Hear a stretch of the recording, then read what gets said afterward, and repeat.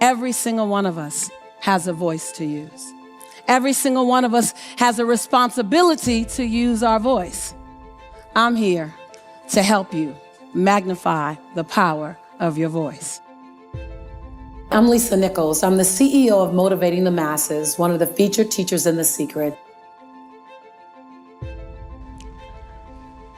See, orators are all around us.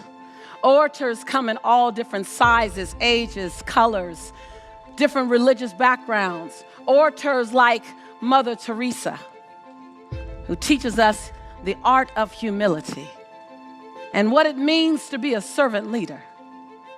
Orators like Mahatma Gandhi, teaching us that we are the example that we're looking for, that we woke up whole and complete and enough. Orators like small children who say the wisest and funniest things in their transparency. See the freedom that a child has, the truth that they stand with. I want to take you on a journey back to that level of truth. I want to take you on a journey on why they say, think like a child. Don't act like a child, but think like a child. Be as free as a child.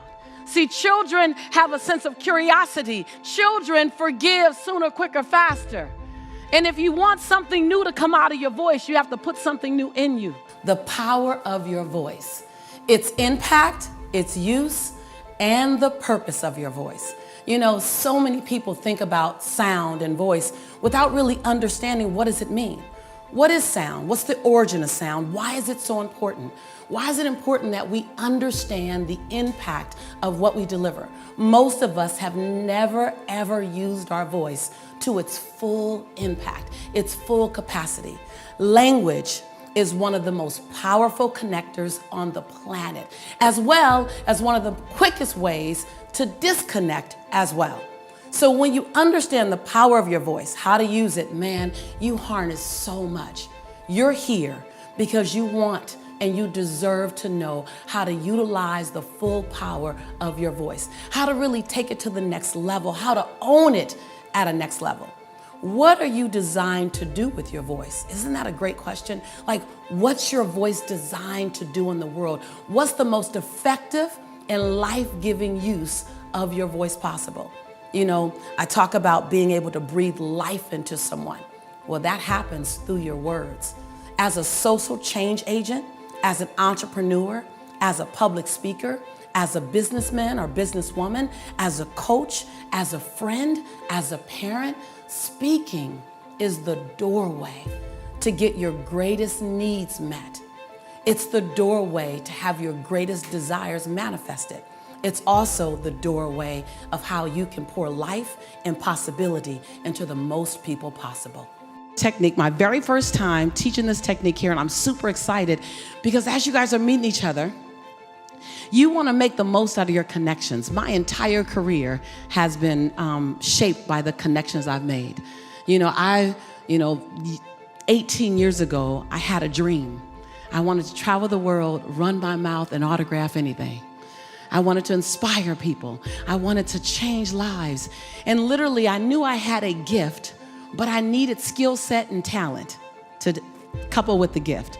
I needed contacts. I needed connections. And I learned this technique years ago, and I have been using it ever since. And it literally, this technique alone has helped me to raise over $4.8 million in investor dollars. Anybody want to know the technique? The technique has helped me to add valuable people to my team. It's helped me to really build my business, and my business helped me to transform lives. So I want to give you this technique. Mind Valley asked me, can you give us a connecting technique? Now, this technique is going to toss the elevator pitch out the window. How about we do that? It's old, it's outdated, and it's so 08. Every single thing you touch is impacted by your story. As an attorney, as a teacher, as an architect, there's not one line of business that you can be in that a story, and a great story, won't elevate your outcome.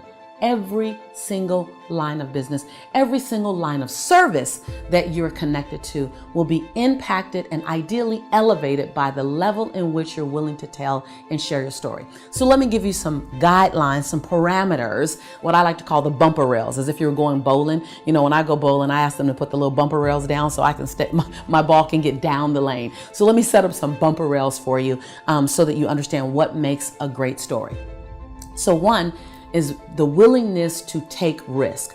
Most people, Vishen, when they're telling a story, they don't want to take a risk, so the story has its limits on how high it'll go or how deep it'll go.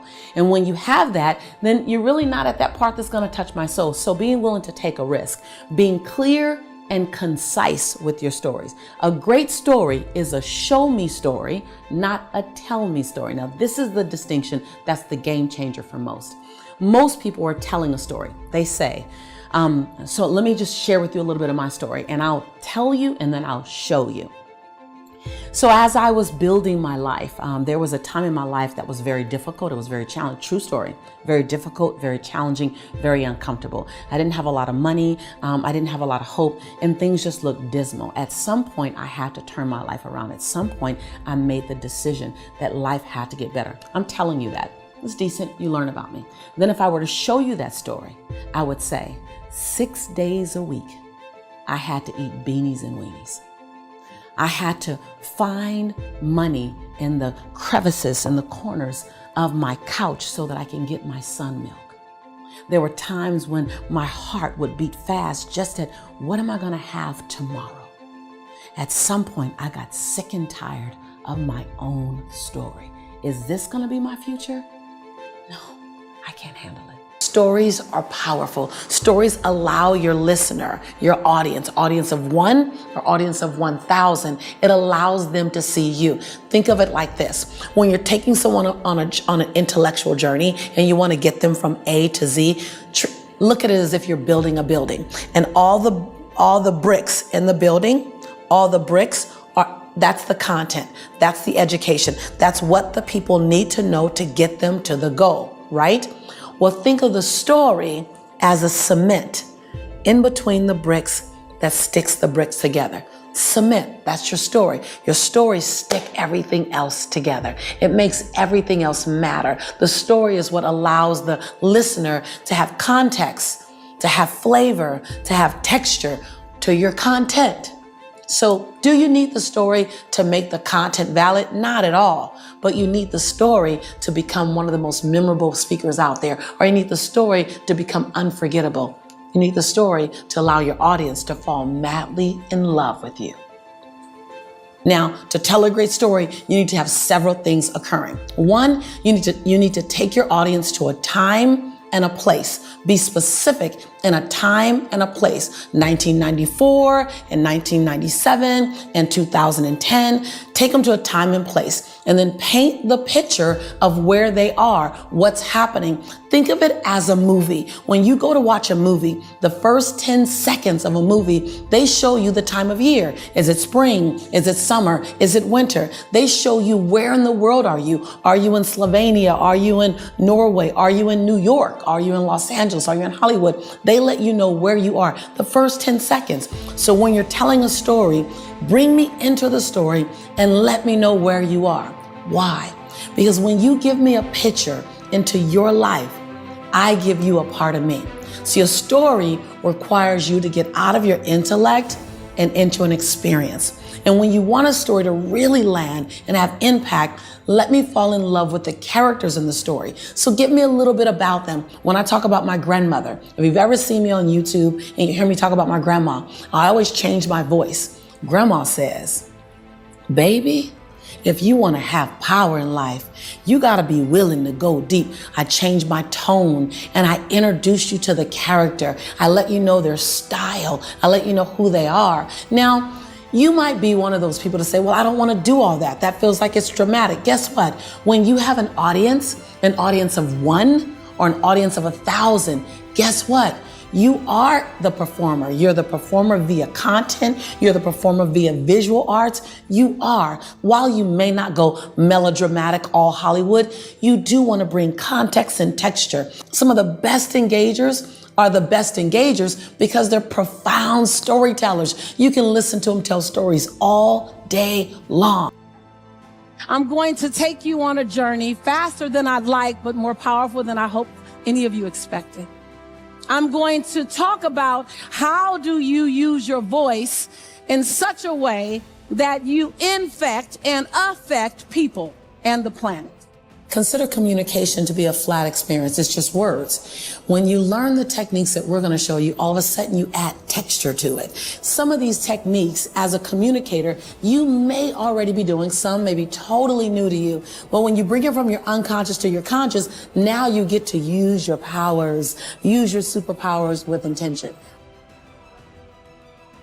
It's time for us to harness the opportunity to master communication at a whole new level.